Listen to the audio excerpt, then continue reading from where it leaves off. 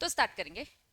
एकदम new chapter है। ये चैप्टर आपको कंपनी लॉ के बारे में बताएगा। इस पूरे कंपनीज एक्ट की बात करूं तो टोटल सेक्शन होते हैं 470। कितने सेक्शंस होते हैं याद रखना? कितने सेक्शंस होते हैं? 470। Companies act 2013। कौन सा एक्ट? Companies act 2013। ये 13 क्या रिप्रेजेंट करता है? ईयर, अमेंडेड ईयर, किस साल ये बना। ठीक है, तो 2013 में ये पूरा का पूरा एक्ट बना। इस एक्ट में टोटल कितने सेक्शंस है? 470। पूरे 470 नहीं पढ़ोगे, एग्जीक्यूटिव में पढ़ेंगे यहाँ, लेकिन उन्होंने बोला हम एलिमेंट्स पढ़ा रहे हैं ना। एलिमेंट्स मतलब क्या? सारे इंपॉर्टेंट सेक्शंस हम यहाँ पर पढ़ेंगे। तो कुछ सेक्शन नंबर आपको यहाँ पे याद होने चाहिए, एग्जाम में पूछ लिया जाता है। चलिए, आपके सामने ये तीन कंपनीज दिख रही है। ठीक है, सबसे पहली कंपनी कौन सी है? टाटा। दूसरी कंपनी क्या है? आदित्य बिरला। देन तीसरी कौन सी है? रिलायंस। ठीक है, तो ये सब कंपनीज है। ये कंपनी बनती कैसे, ये कंपनी काम कैसे करती है, ये कंपनी बंद कैसे होती है, ये सारी डिटेलिंग हम पढ़ेंगे। ठीक है, चलिए। तो सबसे पहले हम हिस्टोरिकल डेफिनेशन पढ़ेंगे। सबसे पहले क्या पढ़ेंगे? Historical definition. हिस्टोरिकल डेफिनेशन मतलब कि ये कंपनी आया कैसे, बिल्कुल हिस्ट्री में जाएंगे। ठीक, चलिए। नॉर्मली तुम लोग कंपनी का मतलब क्या समझते हो, ये बताओ। जिस आर्टिफिशियल पर्सन जिसमें दो से ज्यादा लोग काम कर रहे होते हैं, यही ना? जबकि तुम चलते फिरते खाते पीते अपने दोस्तों को बोलते चल ना यार कंपनी दे, ऐसे बोलते हो ना? बोलते हो ना, चल ना यार कंपनी दे। खाना खाने में कंपनी दो, घूमने में कंपनी दो, पिक्चर देखने में कंपनी दो। ठीक है, तो कंपनी एक दूसरे को देते हो ना। तो उस कंपनी का मतलब क्या होता है, जरा मुझे बताओ। टू और मोर, सात। एक्चुअल में ना कंपनी वहीं से स्टार्ट हुआ था। Company drive from the Latin word. What do you mean by Latin? Rome की लैंग्वेज, जैसे इंडिया की लैंग्वेज। हाँ, जैसे इंडिया की लैंग्वेज क्या है? हिंदी। बहुत सारी कंट्रीज इंग्लिश, और जो भी जापानीज की, जापानी, ये सारी क्या है? लैंग्वेजेस है। तो ऐसे ही जो ये कंपनी वर्ड है ना, इसके एकदम हिस्ट्री में जाएं तो ये आया कहाँ से है? लैटिन वर्ड से आया है। वो लैटिन वर्ड क्या था? वो लैटिन वर्ड क्या था बच्चा? इन्होंने बोला कम अलग था और पनीज अलग था। हम जोड़ कर इसे बोलते हैं। कम मतलब क्या होता है? टुगेदर। और पेनीज मतलब क्या होता है? ब्रेड।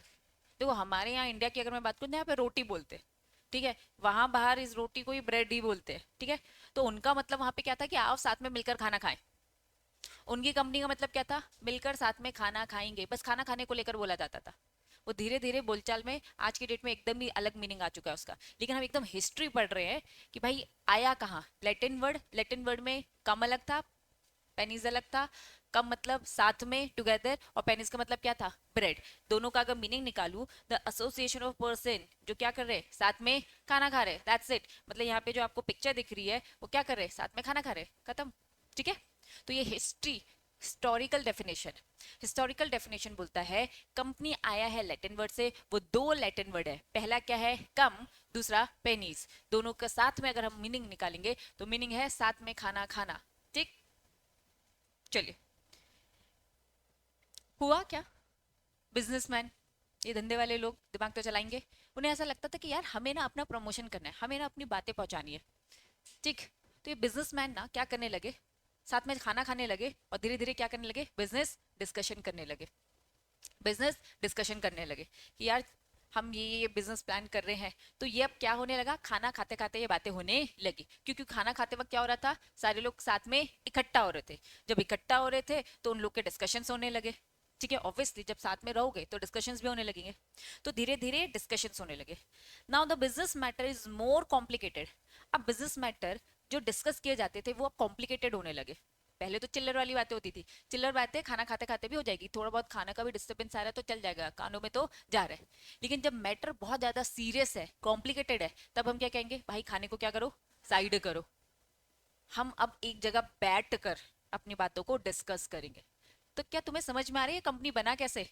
आज जो हम कंपनी बोलते हैं ना, भैया कंपनी जाकर वहां पे बैठकर काम करो, इसकी शुरुआत ऐसे हुई थी कि सब खाना खाते खाते बातें कर रहे थे। जब लगा कि यार मैटर कॉम्प्लिकेटेड हो गए, कैन नॉट डिस्कस। जो भी फेस्टिव गैदरिंग होती थी, फेस्टिवल होता था, ठीक है, उस फेस्टिवल आके जो लोग डिस्कशन करते थे, यह पॉसिबल नहीं है, अब खाने को साइड करो, डिस्कशन होगा तो पूरे फोकस के साथ, पूरे कंसंट्रेशन के साथ रहेगा। ठीक है, चलिए। फाइनली अब आज जो डेफिनेशन बनी है, आज डेफिनेशन जो हम बोलते हैं ना कि कंपनी अलग से है, तो अलग से कंपनी बनाई गई। लेकिन स्टार्टिंग से ये ऐसा नहीं था। चले, तो जनरल डेफिनेशन क्या है? कंपनी मींस क्या लिखा है? इनकॉर्पोरेटेड, मैंने इनकॉर्पोरेशन वर्ड का मतलब बताया था, बताओ जरा। रजिस्टर्ड करना। इनकॉर्पोरेशन मतलब क्या होता है? रजिस्ट्रेशन करना, ठीक है। कंपनी मतलब इनकॉर्पोरेशन किसका? Association of person. तुम बिजनेस स्टडीज में कंपनी की थोड़ी बेसिक चीजें पढ़कर आए हो। प्राइवेट कंपनी में मिनिमम कितने लोग होते हैं? 2 होते। पब्लिक कंपनी में मिनिमम कितने लोग होते? 7 होते। पढ़ा है? तो क्या मैं एसोसिएशन ऑफ पर्सन बोल सकती हूँ? लोग जो इकट्ठा होकर बिजनेस चालू करे, कंपनी चालू करे। तो जनरल डेफिनेशन क्या है? कंपनी क्या है? Incorporation, association of person. हम एसोसिएशन है, हम एक साथ बैठकर प्लान करें कि चलो कंपनी बनाते, तो हम अपनी कंपनी को क्या करवाएंगे? रजिस्टर्ड करवाएंगे। हम अपनी कंपनी को क्या करवाएंगे? रजिस्टर करवाएंगे, ठीक है। अब जो ये पर्सन है, ये पर्सन कोई भी हो सकता है, ये पर्सन कोई भी हो सकता है, समझना। पर्सन बोला है, तुम कौन हो? तुम लोग इंडिविजुअल हो। तुम लोग कौन हो? इंडिविजुअल। अकेला होता है इंडिविजुअल, इंडिविजुअल इंडिविजुअल, साथ में क्या बोल दिया? Association, association of individual. वापस, जहां कहीं भी लॉ में आपको दिखेगा इंडिविजुअल, इंडिविजुअल से मतलब क्या है? इंसान की बात हो रही है। इंडिविजुअल से मतलब क्या है? इंसान की बात हो रही है। और ये पर्सन, अब देखो, अब तुम भूल जाओ, अब तुम लीगल बच्चे हो चुके हो। जहां कहीं भी पर्सन दिखेगा तो तुम्हें लगेगा हमारी बात हो रही है, ठीक है। Person, group of person, association, ठीक है। तुम इंडिविजुअल कहलाओगे। अब पर्सन की अगर मैं बात करूं, तो पर्सन में दोनों का मिक्स है, पर्सन में दोनों का मिक्स है। तुम नेचुरल पर्सन हो, नेचुरल पर्सन इंसान हो तुम, इंडिविजुअल हो तुम, और आर्टिफिशियल पर्सन मतलब कंपनी। पर्सन मतलब क्या? पर्सन मतलब क्या? पर्सन मतलब नेचुरल पर्सन भी है। नेचुरल पर्सन मतलब क्या? इंसान। और क्या? आर्टिफिशियल। नेचुरल पर्सन की अगर मैं बात करूं तो ये मोहन, सीता, श्याम, ये सब इंसान है। और अगर मैं आर्टिफिशियल की बात करूं तो कंपनी। क्या लिखा है? Partnership firm, trust, LLP. LLP का फुल फॉर्म बताओ? Limited liability of partnership. Partnership firm ये भी है और पार्टनरशिप फर्म ये भी है। दोनों क्या है? दोनों पार्टनरशिप फर्म है, लेकिन दोनों में डिफरेंस क्या है? मैंने एक मेजर डिफरेंस आपको बताया था। Very good. लाइबिलिटी की अगर मैं बात करूं तो एक में अनलिमिटेड है और एक में लिमिटेड, दोनों पार्टनरशिप फर्म है, ठीक है। तो इन शॉर्ट इन्हें भी हम पर्संस बोलते हैं, इन्हें भी हम क्या बोलते हैं? पर्सन। तो कहीं भी पर्सन आए तो दिमाग में क्या क्लिक होना चाहिए? कि ये आर्टिफिशियल पर्सन की बात करे और नेचुरल पर्सन की बात करे। अगर कहीं लिखा है इंडिविजुअल, अगर कहीं लिखा है इंडिविजुअल मतलब ये किसी बात करे? नेचुरल पर्सन की बात करे। अगर आपको कहीं दिखा पर्सन मतलब वो किसी बात करे?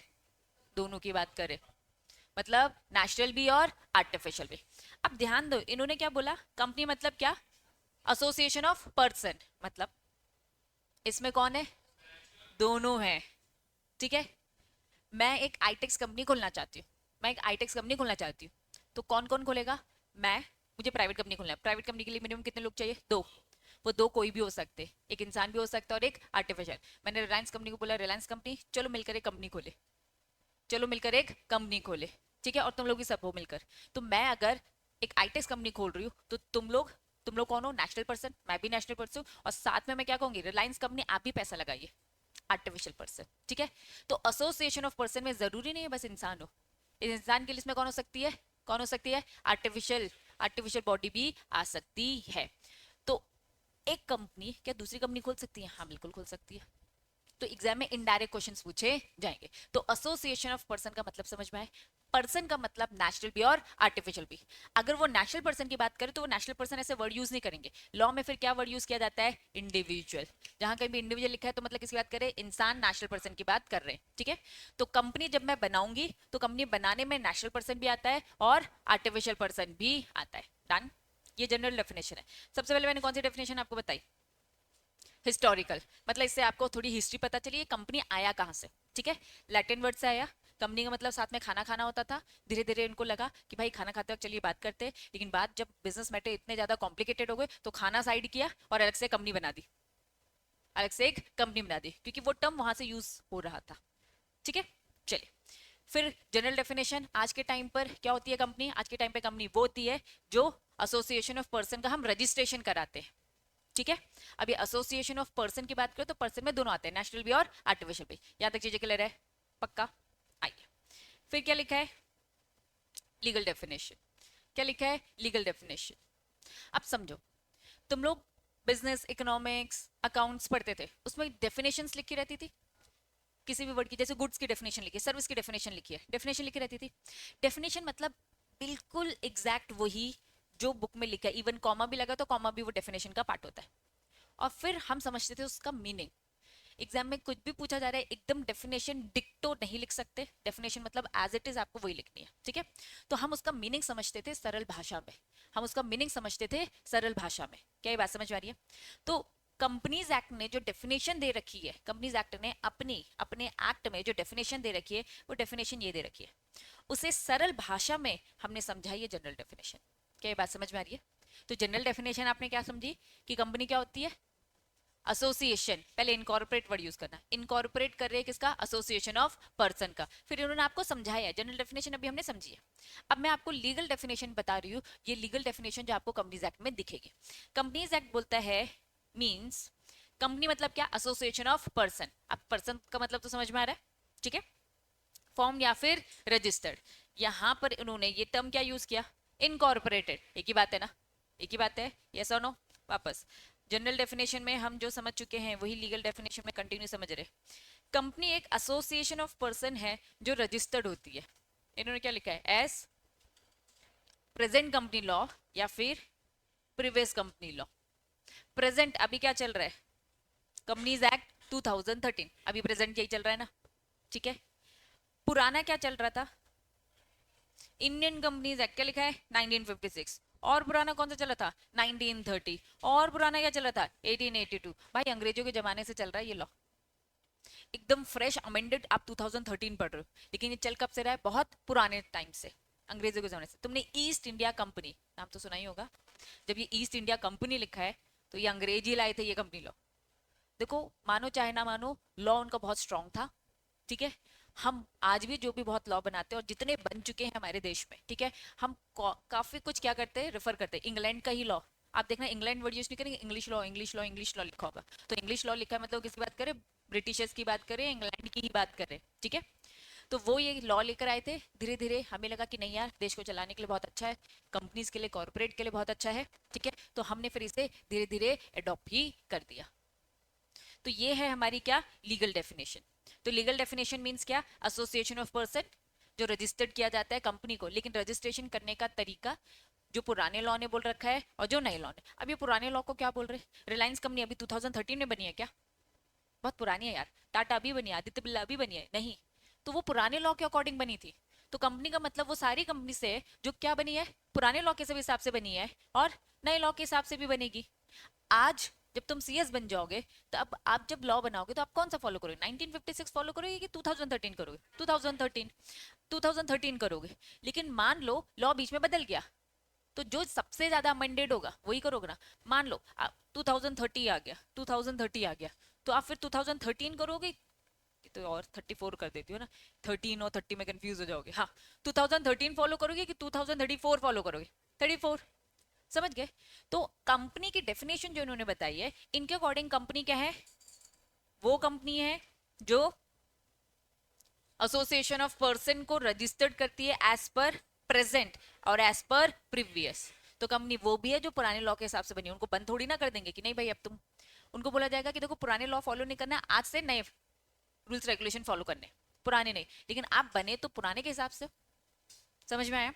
अब आपकी बुक में ना ये सारी चीजें लिखी है, बस मैंने क्या किया है, अच्छे प्रेजेंटेशन में आपको बताया। First paragraph, the word company drive from the Latin word companies, together, bread, ठीक है। फिर यही बिकम, मैटर, कॉम्प्लिकेटेड, सारी चीजें, बॉडी कॉर्पोरेट, इनकॉर्पोरेटिंग। बात समझ में आ रही है? तो ये सारी चीजें लिखी है 2013। सेम ये सारी चीजें एक बार घर से वन रीड कर कराएंगे और इसको फिर मैं कल डिस्कस करूंगी डिटेल में। तो जो मैंने अभी शॉर्ट में पढ़ा है एक बार वन रीडिंग करके आएंगे, क्योंकि बस मैं ये जानना चाहती हूँ कि मैं जो मीनिंग बता रही हूँ वो आपको रीड करने में अंडरस्टैंडिंग है ना, व्यू में जा रहा है कि नहीं। तो एक बार ये होमवर्क दे रही हूँ, होमवर्क क्या है? रीडिंग करके आएंगे। रीडिंग कल पूछूंगी फिर मैं। चले, नेचर कैरेक्टरिस्टिक्स दिख रहे हैं आपको?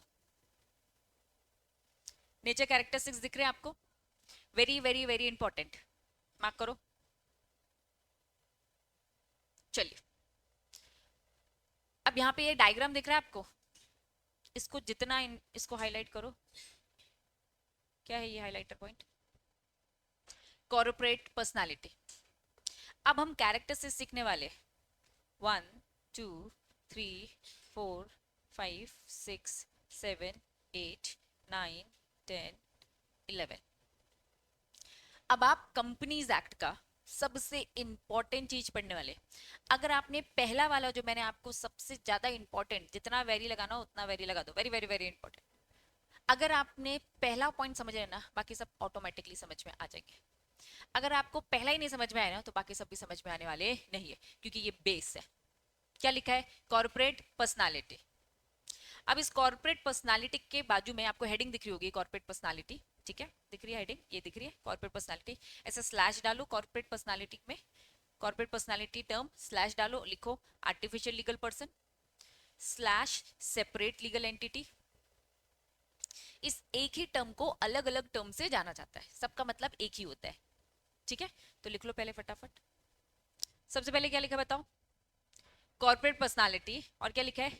Separate legal person, artificial legal person, और सेपरेट लीगल एंटिटी। सबका मतलब एक ही है। पहला समझ में आ गया, सब ऑटोमेटिकली समझ में आ जाएगा। आ जाइए, इसमें से समझा रही हूँ, फिर मैं आपकी बुक में आऊंगी। A company is an artificial person. अभी मैंने आपको बताया पर्सन पर्सन में दोनों आते हैं, ठीक है। तो अभी हम क्या समझ रहे हैं? कंपनी की कैरेक्टरिस्टिक्स समझ रहे हैं, ठीक है। कंपनी की कैरेक्टरिस्टिक्स आपने इससे पहले भी समझी है, आपने समझी होगी। लाइबिलिटी, ये सेकंड पॉइंट दिख रहा है, क्या लिखा है? क्या होता है इसका मतलब? लिमिटेड लाइबिलिटी मतलब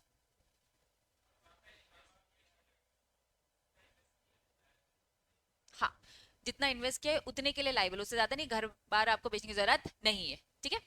लेकिन ये सबसे इंपॉर्टेंट है, इसको समझा रही हूँ मैं। तो ये सारे कैरेक्टरिस्टिक्स है, तो चलिए सबसे इंपॉर्टेंट कैरेक्टर। ये लाइबिलिटी लिमिटेड इसीलिए हो पाती है क्योंकि ये पहला पॉइंट खड़ा है। अब ये पहला पॉइंट खड़ा क्या है समझो, कॉर्पोरेट पर्सनालिटी। पर्सनालिटी समझना, ठीक है।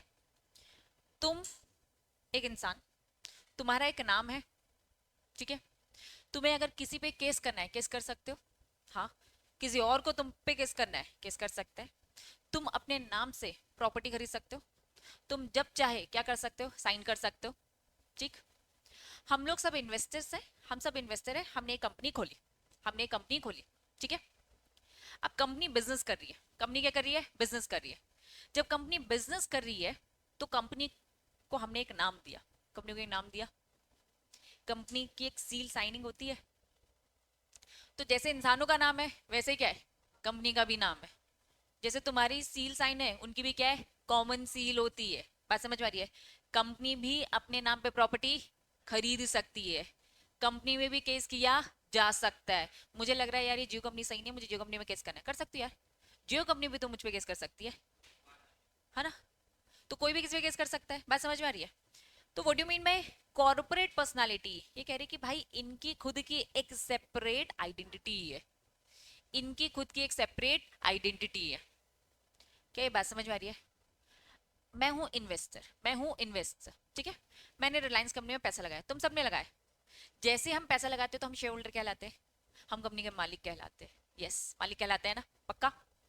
जब हम कंपनी के मालिक कहलाते हैं तो रिलायंस कंपनी ने ना करोड़ों का लोन ले रखा है, नहीं चुका पा रही, वो लोन नहीं चुका पा रही। तो वो बैंक रिलायंस कंपनी से पैसे मांगेंगे कि तुम जो वो मालिक हो इस कंपनी के, तुमसे मांगेंगे, रिलायंस कंपनी से मांगेंगे। क्यों? क्योंकि उनकी एक सेपरेट आइडेंटिटी है। बात समझ में आ रही है? तो मैंने जो सिंपल भाषा में आपको बताया कि कंपनी का भी अस्तित्व है। बात समझ में आ रही है? कंपनी की भी एक सेपरेट आइडेंटिटी है। इसी को बोला जाता है कॉर्पोरेट पर्सनालिटी, इसी को बोला जाता है कॉर्पोरेट पर्सनालिटी। या फिर दूसरे टर्म में हम क्या बोलेंगे, आर्टिफिशियल लीगल पर्सन।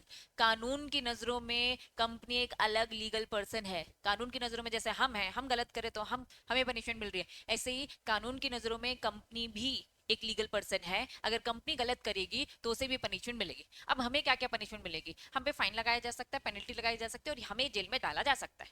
क्या कंपनी को जेल में डाला जा सकता है? नहीं यार, वो तो आर्टिफिशियल बॉडी है। लेकिन फाइन लगाया जा सकता है, हाँ। पेनल्टी लगाई जा सकती है, हाँ। तो कंपनी की एक कॉर्पोरेट पर्सनालिटी है या फिर आर्टिफिशियल लीगल पर्सन है कानूनन, है ना। कानून की नजरों में वो एक अलग से आइडेंटिटी है, या फिर मैं बोलूं सेपरेट लीगल एंटिटी। मतलब कंपनी अलग है और उसमें पैसे लगाने वाले इन्वेस्टर्स अलग है। बात समझ में आ रही है? रीड करिए।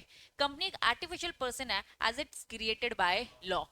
लॉ ने इसे बनाया है। जब लॉ बनाती है तो बंद भी कौन करेगी? लॉ ही बंद करेगी, ठीक है।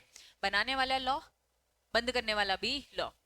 It has almost all the rights and power just like a natural person. जैसे मैंने एग्जांपल में आपको बताया, हम साइन कर सकते हैं इंसान, हाँ कंपनी भी साइन करती है, लेकिन उनका साइन उनकी कॉमन सील होती है। कंपनी भी अपने नाम पे प्रॉपर्टी खरीद सकती है, कंपनी भी केस फाइल कर सकती है, उस पर भी कोई और केस फाइल कर सकता है। तो इन्होंने कहा नेचुरल पर्सन जैसे होते हैं। एग्जाम्पल देके ये बता रहे टू एंटर इनटू कॉन्ट्रैक्ट। मैंने कहा कि रिलायंस कंपनी, आप जो भी काम कर रहे हो, जो भी प्रोडक्ट बना रहे हो, मुझसे ना मटेरियल लेकर जाना, रॉ मटेरियल। तो मेरा कॉन्ट्रैक्ट किसके साथ हो रहा है? एक तरफ एक दो पार्टी होती है ना कॉन्ट्रैक्ट में, एक मैं हूं, दूसरी कौन है? रिलायंस कंपनी है। तो इन्होंने कहा कि भाई ये एंटर कर सकते हैं इनटू कॉन्ट्रैक्ट। क्या लिखा है? It can sue in its own name और can be sued. Reliance company अपने नाम से किसी पे केस फाइल कर सकती है और कोई और भी रिलायंस कंपनी के नाम पे केस फाइल करेगा। अगर रिलायंस कंपनी के नाम पे केस फाइल है तो भैया इन्वेस्टर नहीं फंसेंगे, हमें नहीं जेल जाना है भाई, वहां के लोग जाएंगे। ठीक है। The act define company as an artificial person created by law। चलिए अब आपकी बुक में आते हैं, ये आपकी बुक में, ठीक है। Bye incorporating under the act. Incorporation मतलब क्या है? Bye registration. जैसे ही आप कंपनी को रजिस्टर करते हो अंडर द एक्ट, एक्ट कौन सा? कंपनीज एक्ट 2013, अब ये न्यू जो चल रहा है, ठीक है। The companies vested corporate personality, जैसे आपने रजिस्ट्रेशन करवाया उस दिन से कंपनी का अस्तित्व आ गया, कंपनी कॉर्पोरेट पर्सनालिटी बन गई। ये डिस्टिंक्ट रहती है, एकदम डिफरेंट रहती है, कंपनी एकदम डिफरेंट रहती है। क्या लिखा है? इंडिविजुअल्स। मैंने आपको बताया था इंडिविजुअल मतलब क्या होता है। नेशनल पर्सन अलग है भाई, और ये अलग, ये आर्टिफिशियल पर्सन है। Who are the members? Member, ये जो इंडिविजुअल है इसके मेंबर बने, ठीक है। चलिए, being a separate legal entity it's bear its own name, act under the corporate name. जैसे इसका रजिस्ट्रेशन होता है भैया, उसको एक नाम मिलता है, अब ये अपने खुद के काम करेगी। अब इसमें एक लैंडमार्क केस, आपको ये केस दिख रहा है नीचे, नेक्स्ट पैराग्राफ में आपको एक केस दिखेगा। सोलोमन दिख रहा है क्या? ढूंढो, दिख गया?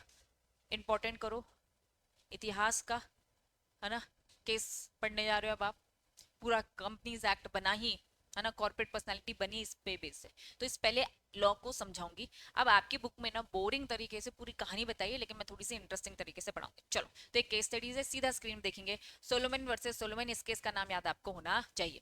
ये कॉर्पोरेट पर्सनालिटी को बहुत अच्छे से समझाता है। अभी आपने फिर भी शॉर्ट में कॉर्पोरेट पर्सनालिटी समझ ली। कॉर्पोरेट पर्सनालिटी क्या है?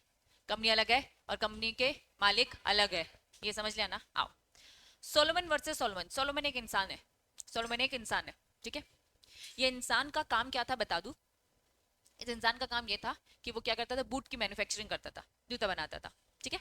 चलो, इसका पूरा नाम है एमआर एरॉन सोलोमन। तुमको नाम से ही समझ में आ रहा होगा, इंडियन तो इंसान है नहीं, ठीक है। हमारे लॉज भी बाहर से हमने उठाए हैं, तो इवन ये लैंडमार्क केस भी क्या है? बाहर का ही है, इंडिया का नहीं है। चलिए, तो जो सोलोमन है ये स्पेशलाइज था किसमें? मैन्युफैक्चरिंग, क्या? लेदर बूट्स, लेदर बूट्स बनाता था, ठीक है।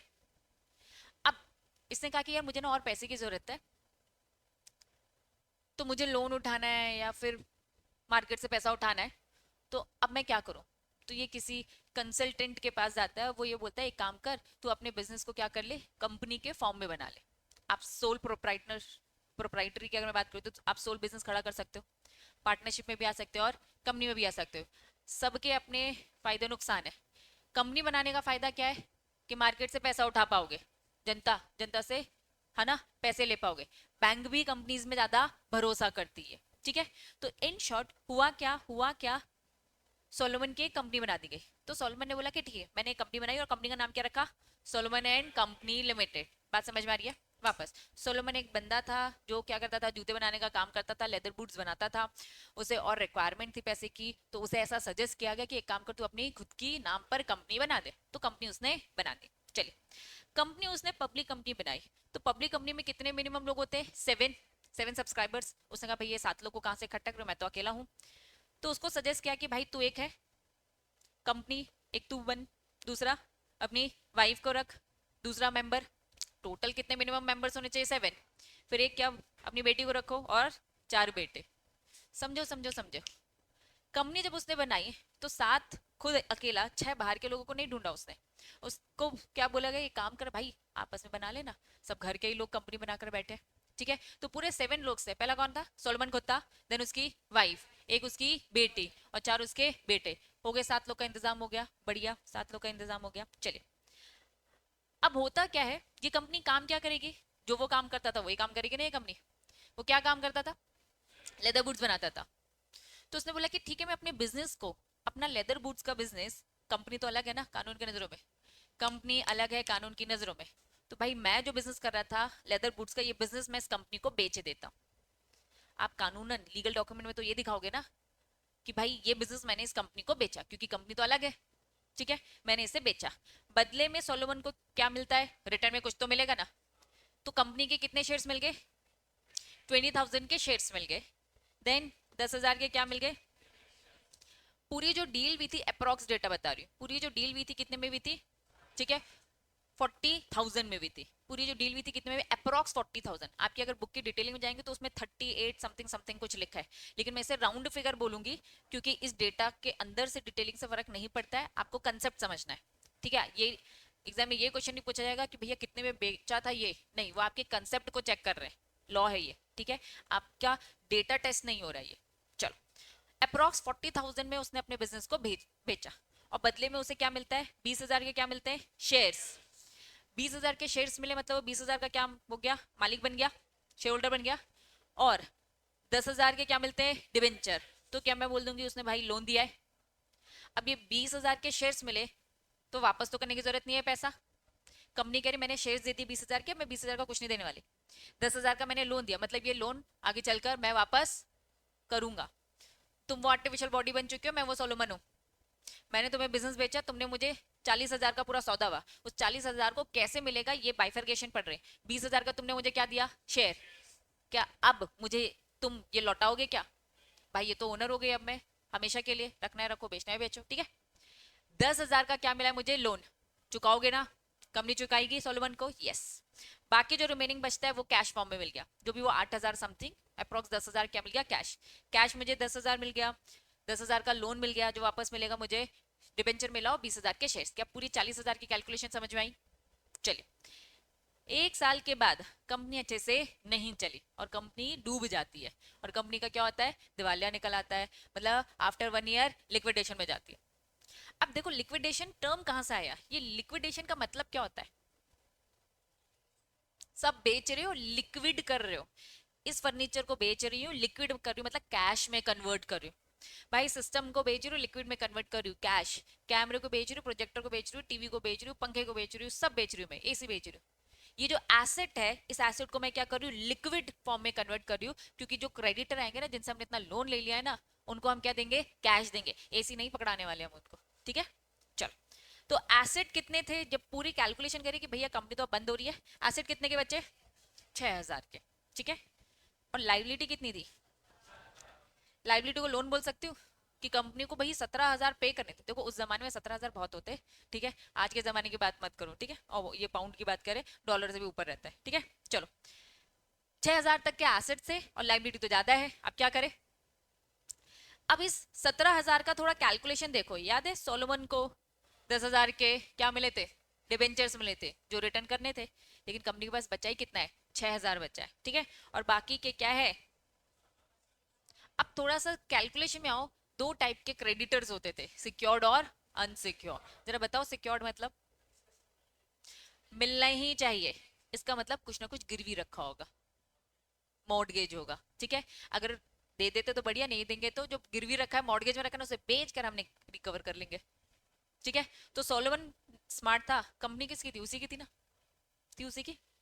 तो सोलोमन की ही कंपनी थी, उसने अपने आप को कौन सा वाला डिबेंचर होल्डर रखा था, कौन सा वाला क्रेडिटर रखा था? Secured debenture. सिक्योर्ड भी होता है और अनसिक्योर्ड भी होता है, वो सिक्योर्ड डिबेंचर लेके बैठा था। तो कंपनी अगर खत्म हो रही है तो प्रेफरेंस हमेशा किसको मिलती है? सिक्योर्ड को, अनसिक्योर्ड को नहीं। बाकी के जो 7,000 थे वो बेचारे अनसिक्योर्ड थे। इनसिक्योर्ड को तो पैसा मिलता दिख रहा था, और वो भी कितने बच्चे? बच्चा 6,000। पूरा तो उसको भी नहीं मिल रहा है, लेकिन पूरा का पूरा किसको मिलेगा? उसी को मिलाएगा ना।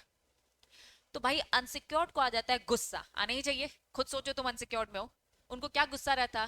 कंपनी इनकी, भैया कौन है वो 7 सब्सक्राइबर? कम, वो खुद सोलोमन, उसकी वाइफ, बेटी, बेटा। ठीक है, तो कह रहे भाई ये तो तुम्हारी ही तो कंपनी है, तुम्हारे एसेट है, तुमने ही बर्बाद किया है सब कुछ, और पैसे भी मिल रहे हैं तो तुम्हारे में। जो बचा बुचा जो मिलना चाहिए था वो भी किसके पास जा रहे हो? तुम पे। इनको आ गया गुस्सा। अनसिक्योर्ड क्रेडिटर जाके केस फाइल करते, उन्होंने कहा भाई, कोई, 'कोई सेपरेट लीगल एंटिटी नहीं है, ये दोनों एक है। उन्होंने क्या बोला? उन्होंने क्या बोला, ये दोनों एक है। कानून बोलता है भाई कंपनी अलग है और ओनर अलग है, वो शेयर होल्डर अलग है, वो सोलोमन अलग है और ये कंपनी अलग है, क्योंकि कानून की नजरों में ये क्या है, सेपरेट आइडेंटिटी है। क्या ये बात समझ में आ रही है? तो भाई ये तो सेपरेट आइडेंटिटी का क्या कर रहा है, फायदा उठा रहा है। ठीक है, उस टाइम पर कानून ने बोला कि भाई देखो सेपरेट आइडेंटिटी तो है, कुछ भी कर लो। अब बिजनेस चले या ना चले, जो भी हर कोई पैसा देता है ना तो खुद सोच समझ के देता है, मार्केट रिस्क तो है ना। आप आज किसी भी कंपनी के शेयर्स खरीद लेते हो, डूब जाते हैं, तो तुम ये बोलोगे यार डूब गए, हमें हमारा पैसा वापस चाहिए, बोल सकते हो क्या? उन्होंने पहले ही बोला था, साइन करने से पहले, लेने से पहले बोला था कि भाई सब्जेक्ट टू मार्केट रिस्क है, सोच समझ के लगाना। डूब गए तो तुमने रिस्क लिया। सेम, बैंक ने भी लोन दिया, तो बैंक ने सिक्योर्ड की जगह अनसिक्योर्ड लोन दिया ना, तो भाई किसकी गलती? बैंक की गलती। साफ साफ कोर्ट का डिसीजन आता है कि सोलोमन ये केस जीत जाता है। क्यों? क्योंकि कंपनी की क्या है, सेपरेट आइडेंटिटी है। इन्होंने कहा कि भाई इंडिपेंडेंट लीगल पर्सन है, ये डिबेंचर होल्डर है, ये अलग से शेयर वैल्यू इसकी एज अलग है, और यहाँ पे वो डिबेंचर होल्डर है। तो यस, ये जो 6,000 जो पूरे पैसे मिलेंगे किसको मिलेंगे, सोलोमन को मिलेंगे। और सोलोमन ये केस जीत जाता है, जस्ट बिकॉज क्यों जीत जाता है, क्योंकि कंपनी की सेपरेट लीगल आइडेंटिटी है। बात समझ में आ रही है? पक्का? तो ये पूरा केस यहाँ पे दिख रहा है, in case of Solomon merchant boot manufacture form limited company himself his daughter son, ये दिख रहा है डेटा आपको। ठीक है, 38,782 अप्रॉक्स, उसको 40 ही बोला जाता है। ठीक है, तो इसमें क्या किया गया था, 20,000 के शेयर्स, 10,000 के सिक्योर्ड। बात समझ में आ रही है? तो पूरी कंपनी बहुत ज्यादा मुश्किल में जाती है। एसेट्स कितने बचते हैं, 6,000 के बचते हैं। फिर ये डेटा थोड़ा सा ऊपर नीचे हो सकता है, लेकिन कुल मिलाकर आपको कंसेप्ट क्या समझना है, कंसेप्ट क्या समझना है कि सीन ऐसा था कि यस सेपरेट आइडेंटिटी होती है, इस बेसिस में पूरा पूरा केस आप जीत सकते हो। लेकिन बुरा नहीं लग रहा आप लोग को? बुरा नहीं लग रहा? प्लानिंग प्लॉटिंग भी तो कर सकते हैं। अब तुम बीइंग अ सीएस अपनी कंसल्टेंसी प्रोवाइड करोगे अपने क्लाइंट को, और क्या बोलोगे, एक काम करो, देखो कंपनी की एक सेपरेट आइडेंटिटी होती है। ठीक है, तो क्लाइंट को क्या कहोगे, बिजनेसमैन को क्या बोलोगे कि कंपनी बना लो और लूट के ले जाओ सब। ठीक है, लूट के कौन लेके जाएगा, कंपनी। ठीक है, कंपनी लूट के लेके जा रही है, तुम तो अलग हो। ठीक, तो जनरल रूल ये है कि कंपनी की एक सेपरेट आइडेंटिटी होती है। अभी आगे चल के और गहराई में जाओगे, इन्वेस्टिगेशन करवाई जाएगी। अगर ये पता चलता है कि जानबूझकर आपने कंपनी बनाई थी लोगों को धोखा देने के लिए, तो हम भूल जाएंगे कि कंपनी की सेपरेट आइडेंटिटी है।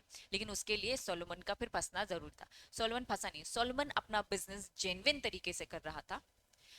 बिजनेस हो सकता है ना हम जेन्युइन तरीके से कर रहे हैं, मार्केट में हम compete नहीं कर पाए, लॉस हो गया, तो वो जेन्युइन तरीके से कर रहा था, इसलिए उसके अगेंस्ट कुछ मिला नहीं, इसलिए वो केस जीतता है। जस्ट बिकॉज क्यों, क्योंकि कंपनी की सेपरेट आइडेंटिटी है। लेकिन वो केस हार भी सकता था अगर पता चलता कि उसने क्या किया है, गलत इंटेंशन से जानबूझकर ही कंपनी बनाई थी, है ना, तुम लोगों ने सजेशन दे दिया था, इस कारण से ऐसा हुआ।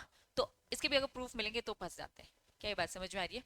तो जनरल रूल क्या है, सेपरेट आइडेंटिटी है, ओनर अलग है, आप पैसा कंपनी से मांगो और कंपनी भी उतना ही दे पाएगी ना जितने उसके पास एसेट है।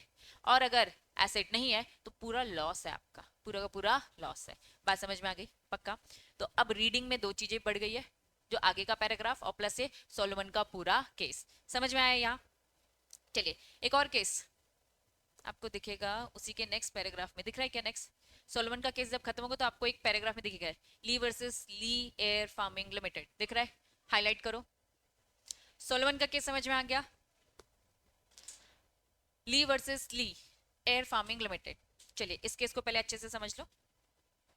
ली नाम है, ऑब्वियसली इंसान का नाम है, इंडिया के लोग नहीं है, इंडिया से बिलोंग नहीं करते, लॉ भी बाहर से लिया है, केसेस भी बाहर के पढ़ रहे हैं। ठीक है, आप जब लॉ पढ़ोगे तो आप मैक्स पढ़ते हो, इंडियन लॉज भी पढ़ोगे, इंडिया का भी केस पढ़ोगे और प्लस इनका। ठीक है, चलो ली वर्सेस ली, केस का पूरा नाम क्या है, ली एयर फार्मिंग कंपनी। आपको मालूम है इंडिया के बाहर फार्मिंग करने के नेक्स्ट लेवल आ चुके हैं। ठीक है, एरोप्लेन में ही बैठकर क्या कर रहे हैं, फार्मिंग कर रहे हैं। कैसे? ऊपर से पानी फेंक रहे हैं, ऊपर से ही खाद फेंक रहे हैं, ऊपर से ही बीज फेंक रहे हैं, देखा होगा कभी कभार। फर्टिलाइजर्स भी ऊपर से सब जा रहे हैं, क्योंकि जमीन छोटी सी नहीं है, जमीन क्या है, एकड़ों में फैली हुई है। ठीक है, तो ये उनका तरीका होता है फार्मिंग करने का। ठीक, चलो ली एक इंसान, एक है ना पायलट था, उसने अपनी एक कंपनी बनाई, उसने बनाई अपनी एक कंपनी। उस कंपनी का नाम क्या था? ली एयर फार्मिंग कंपनी। अभी जो हमने केस पढ़ा, सोलोमन एक इंसान था और सोलोमन ने ही अपने नाम पे कंपनी खोली। फॉर एग्जाम्पल बच्चों, तुम अपने नाम से कंपनी खोल सकते हो ना, ठीक है? चलो, तो ली एयर फार्मिंग कंपनी उसने खोली। सारे के सारे शेयर्स उस कंपनी के किसने खरीदे? ली ने खरीदे, ठीक है? डायरेक्टर भी कौन था? वो खुद ही था, ठीक। और एम्प्लॉय भी इंपॉर्टेंट, सबसे ज्यादा जो चीफ चीफ बोली चीफ जो पायलट होता है ना, मतलब बहुत सारे पायलट थे, लेकिन ज्यादातर जितना भी वो काम करता था वो खुद ही करता था, तो सबसे ज्यादा सैलरी भी उसी को मिलती थी। इन शॉर्ट, अगर वो मालिक है तो कल को प्रॉफिट होगा तो उसी को जाएगा। वो डायरेक्टर भी बना घूम रहा है तो as a director employ, director भी एम्प्लॉय होता है, उसको डायरेक्टर का भी, मैनेजमेंट का भी पैसा मिलेगा। और वो क्या था? चीफ पायलट एम्प्लॉय भी था, तो वो एरोप्लेन चलाने का भी उसको पैसा मिल रहा था, या सोनो मिल रहा था। तो वो तीनों तरीके से, है ना, उसकी तीनों उंगली घी में थी। चलो, हुआ क्या?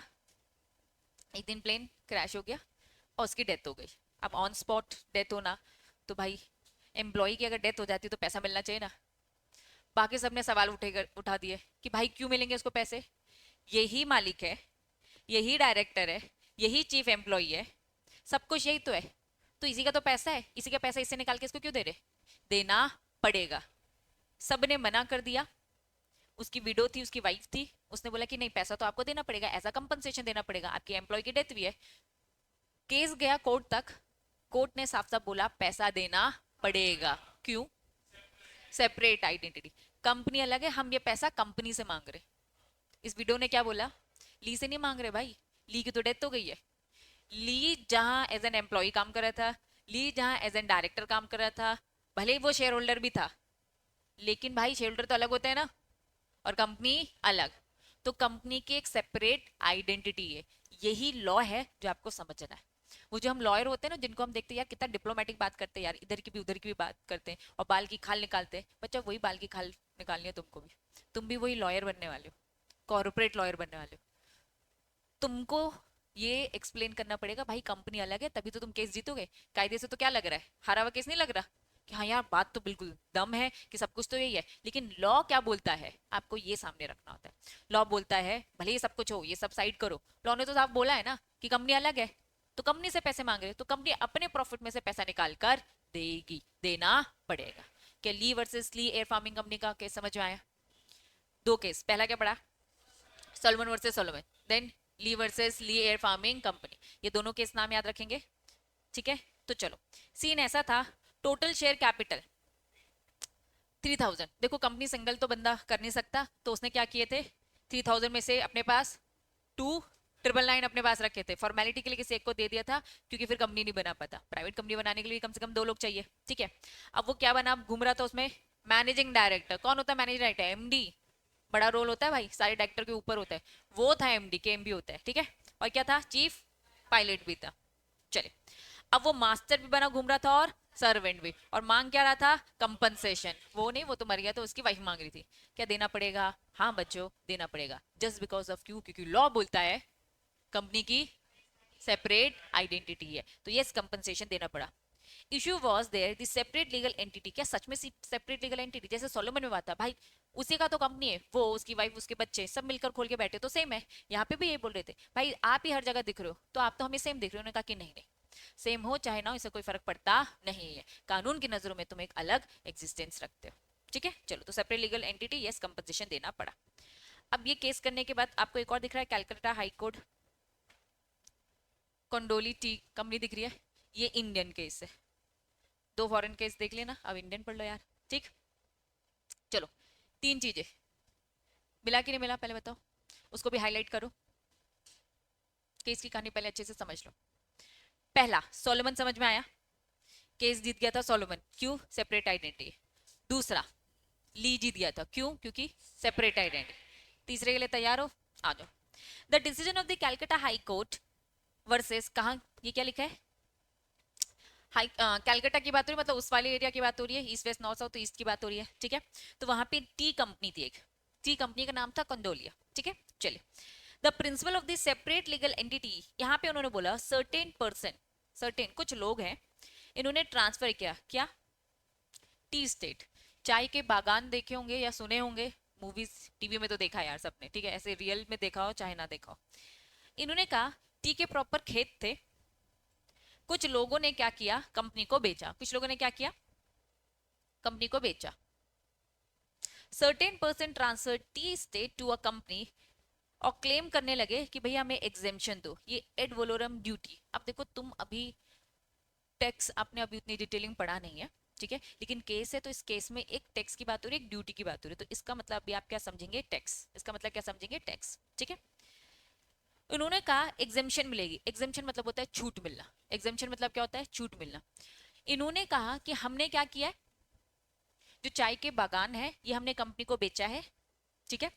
लॉ बोलता है, टैक्स का लॉ बोलता है कि जब भी आप खेत वगैरह बेचते हैं तो उसमें टैक्स में मिलती है छूट, टैक्स में मिलती है छूट, on the ground that they themselves were also the shareholder in a company. It was nothing but a transfer from them in one name to another under the another name. अब यहां तक बात समझो, case क्या था, ये मैंने अभी आपके लिए बस रीड किया। सीन ऐसा था, मैं रॉकी सर, ठीक है, अपने चाय के जो बागान है जो खेत है, इनको बेचते हैं कंपनी के नाम पर, और वो कंपनी हमारी है, आईटेक्स को बेचा, ठीक है। ये आईटेक्स हमारी है, हमारी पर्सनल प्रॉपर्टी अलग है और आईटेक्स की प्रॉपर्टी अलग है। वापस, हमारी पर्सनल प्रॉपर्टी अलग है और आईटेक्स की प्रॉपर्टी अलग है, ठीक। क्यों, क्योंकि कंपनी की एक सेपरेट आइडेंटिटी है, ठीक है। तो भाई जैसे हमारा बैंक अकाउंट है ना, ऐसे क्या होगा, आईटेक्स का भी बैंक अकाउंट अलग है, उनकी प्रॉपर्टी उनकी है, क्योंकि उसमें जितने शोल्डर वो उसका हक रखते हैं और हम अलग है, ठीक है। हमने कहा कि भाई हम अपनी प्रॉपर्टी, हम अपने जो चाय के जो खेत है ये बेच के आईटेक्स को दे रहे हैं, ठीक है। लेकिन आईटेक्स में शेयर होल्डर कितने, दो, रॉकी सर मैं, बात समझ में आ रही है। शेयर होल्डर कितने, यहाँ पे भी दो थे, वहां पे भी दो थे, तो हम दोनों का ही खेत था जो हमने कंपनी के नाम पे भेज दिया। टैक्स बोलता है, टैक्स बोलता है अगर आप अपने को ही दे रहे हो तो आप पे टैक्स नहीं लगना चाहिए, किसी और को बेचने पे टैक्स लगता है ना। टैक्स मतलब क्या, टैक्स मतलब मैंने अगर किसी और को प्रॉपर्टी बेची, फॉर एग्जांपल मैंने यहाँ पे प्रॉपर्टी बेची तो मुझे इससे फायदा हुआ, इस फायदे में मुझे टैक्स पे करना पड़ेगा। तो यहाँ पे उन लोगों ने क्या बोला, हमने अपने आप को ही तो बेचा है। उन्होंने क्या बोला, हम दो यहाँ पे अलग है और जो कंपनी है, कंपनी भी किसकी है, हमारी है। तो प्लीज जब कंपनी हमारी है तो प्रॉपर्टी यहाँ भी हमारी है और प्रॉपर्टी वहां भी हमारी है, तो हम पे टैक्स क्यों लगा रहे हो, हम पे टैक्स लगना नहीं चाहिए। तो भाई इन्होंने क्या बोला, लगेगा। क्यों लगेगा, क्योंकि सेपरेट आइडेंटिटी है, लॉ की नजरों में तो अलग है ना। अभी तक सारे लोग केसेस जीत रहे थे, यहाँ ये इंसान हार गया। क्यों हार गया, कि भाई तुम अपने आप को नहीं बेच रहे हो, कानून की नजरों में आईटेक्स कंपनी अलग है। अगर मैं अपने घर से कोई कंप्यूटर लेकर आती हूँ और मैं आईटेक्स को देती हूँ और उसमें मुझे अगर फायदा होता है तो मुझे टैक्स पे करना पड़ेगा। तो मैं कहूँगी यार आईटेक्स मेरा ही तो है, इसमें क्या है। उन्होंने कहा कि नहीं भाई, कानून की नजरों में एक सेपरेट आइडेंटिटी है, हम मानेंगे कि दो पार्टीज के बीच में क्या हो रहा है, डील हो रही है, दो पार्टीज के बीच में डील हो रही है। अब तुम पैसा लो चाहे ना लो, हम तो मान के चलेंगे डील हो रही है और हम आप पे टैक्स भी लगाएंगे। तो केस इतना सा था, वो ये कह रहा था भैया हम एक ही है, वो ये बोल रहे भैया नहीं, सेपरेट आइडेंटिटी है। तो ये case while rejecting, Calcutta high court ने ऑब्जर्व किया और इस केस को रिजेक्ट किया। इसने बोला कि भाई टैक्स तो देना पड़ेगा, कंपनी वो सेपरेट पर्सन, साफ साफ बोला हम मानेंगे कि दो लोगों के बीच में प्रॉपर्टी ट्रांसफर हुई है और ये दो लोग, एक आईटेक्स और एक मैं, और इस केस के अकॉर्डिंग बोलेंगे वो जो पर्सन है वो अलग है और वो जो टी कंपनी है वो डिफरेंट है। बात समझ में आ गई क्या, हाँ। जो कमाएगा, कमा कौन रहा है,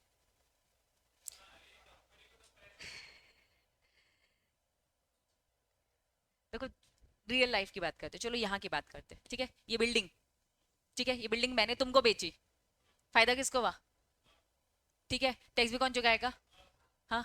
लेकिन जब भी प्रॉपर्टी के केसेस होते हैं ये सब अंदर की है ना सॉर्ट रहती है कि भाई देखो टैक्स लग रहा है तुमको देना पड़ेगा, वो अंदर का रहता है फिर, ठीक है। लाइबिलिटी मेरी है, तुमसे लेकर दूंगी मैं, लाइबिलिटी किसकी है, मेरी है। अटकी किसकी है, डोमिनेटिंग पोजीशन में कौन है। तो practical life all together different होता है। प्रैक्टिकल लाइफ में तो भाई बहुत ज्यादा धांधली चलती है, ठीक है। लॉ क्या बोलता है, जिसको फायदा हुआ है उसको टैक्स पे करना पड़ेगा। मुझे फायदा हुआ है ना, मेरी 10 लाख की प्रॉपर्टी 1 करोड़ में बेची जा रही है, कितने का फायदा, 80 लाख का फायदा, फायदा मुझे हुआ ना, मुझे टैक्स पे करना है, मैं पैसा कमा रही हूँ ना। वापस चलो, मैं जॉब करने जा रही हूँ एज ए सीएस में, किसी कंपनी में काम कर रही हूँ, पैसा मुझे मिल रहा है ना, इनकम मेरी हो, तो इनकम टैक्स किसको देना है, हमको देना है। तो जो पैसा कमाता है उसको टैक्स देना पड़ता है। बात समझ में आ गई, हाँ हाँ, जीएसटी, ठीक है। जीएस हाँ वो ट्रांसफर किया जाता है, वो क्या किया जाता है, तुमसे लेकर दिया जाता है, ठीक है। तो ये सारे सिस्टम यस होते हैं, तो यहाँ पे इन्हीं सारी चीजों की बातें हो रही है, ठीक है। टेक्स्ट पढ़ोगे बहुत डिटेल में। अभी केस समझ में आई, ये केस आपको क्या समझा रहे हैं, ये तीनों केसेस आपको क्या समझा रहे हैं, कि सेपरेट अलग आइडेंटिटी है, ठीक है। अब मैं सेपरेट आइडेंटिटी आइडेंटिटी बोलती हूँ क्योंकि मैं ये बताना चाह रही हूँ उसकी अलग पहचान है। अब लीगल टर्म्स मैंने जो आपको बताए, अब और ज्यादा रिलेट कर पा रहे होंगे। कॉर्पोरेट पर्सनालिटी कहीं भी लिखा है मतलब समझ जाओ। फिर क्या लिखा है, आर्टिफिशियल लीगल पर्सन, और क्या लिखा है, सेपरेट लीगल एंटिटी। तीनों का मतलब एक ही है कि कंपनी अलग है और कंपनी के मेंबर्स अलग है। अब चाहे वो owner, share holder, debenture holder, कोई भी कुछ भी हो। रिलायंस कंपनी डूबती है, मैं अगर उसका शेयर्स खरीद के बैठी हूँ, तो बैंक वाले मेरे घर पे आके मुझसे पैसा नहीं मांगेंगे। जब फायदा हो रहा है तो मैं खड़ी हो जा रही हूँ, अरे फायदा हो रहा है मैं तो मालिक हूँ। और जब नुकसान हो रहा है तो दौड़ लगा रही हूँ, है ना। तो उन्होंने कहा ना फायदा मिलने वाला ना नुकसान मिलने वाला। इसीलिए बोला जाता है कंपनी की मेंबर की लाइबिलिटी क्या है, लिमिटेड। क्यों मेंबर की लाइबिलिटी लिमिटेड है, क्योंकि भाई फायदे में भी नहीं आ रहे हम, नुकसान में भी नहीं आएंगे। फायदा मतलब क्या, तुम्हें क्या लगता है जो कंपनी का प्रॉफिट है वो पूरा प्रॉफिट तुमको मिलता है क्या, वो डिविडेंड दिख रहा है ना। ये डिविडेंड का जो डिसीजन होता है पूरे से किसके हाथ में होता है, board of director. Board of director को लग रहा है कि भाई आगे भी बहुत सारे प्रोजेक्ट्स है, इस साल का जो प्रॉफिट है वापस से री इन्वेस्ट करना है, वो री इन्वेस्ट करवाएगा, है ना। वापस से री इन्वेस्ट करे, जिस दिन उसको लगेगा आगे कुछ नहीं है, हमें अपने शोल्डर को मोटिवेट करना चाहिए, तो शोल्डर को डिविडेंड दे दिया जाएगा। लेकिन ये डिसीजन किसका रहेगा, बोर्ड ऑफ डायरेक्टर्स का, ठीक है।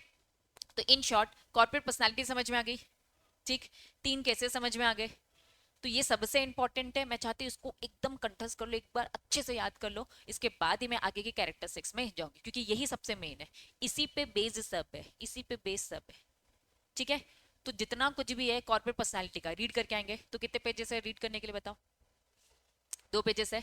अब ठीक है, इस 2 पेजेस को अच्छे से रीड करके आना, किसी कोई भी वर्ड, ठीक है।